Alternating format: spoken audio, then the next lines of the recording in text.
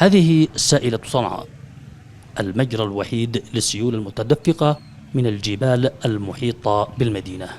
وخلال موسم الأمطار الغزير هذا العام لم تستطع منع الخسائر التي نتجت جراء فيضانها على أزقة ومنازل إحدى أهم المدن التاريخية المصنفة ضمن قائمة التراث العالمي. منزل هذا المواطن مثله مئات المنازل التي كانت ضحية الفيضانات.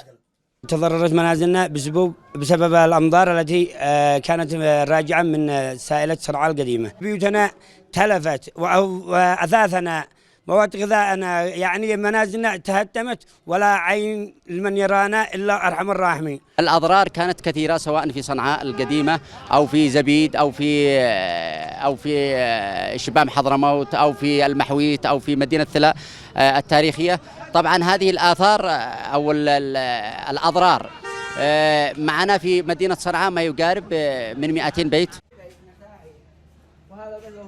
المنازل الطينية في هذه المدينة التاريخية لم تكن مأساتها الغرق فحسب، فهذا المنزل لأحد أكبر رموز اليمن الثقافية الشاعر عبد الله البردوني، أصبح أثرا بعد عين إثر انهياره نتيجة غزارة الأمطار، وانهارت معه عدد من المنازل والعدد مرشح للزيادة.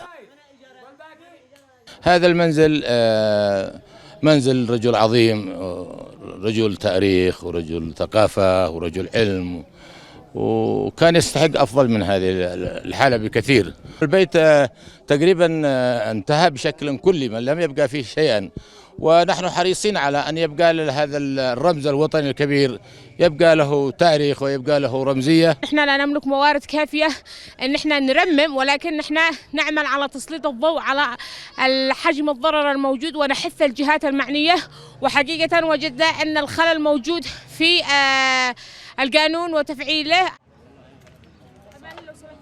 تقف الجهات الرسمية والمنظمات المعنية عاجزة عن إنقاذ صنعاء وغيرها من المدن التي تضررت بفعل كارثة السيول.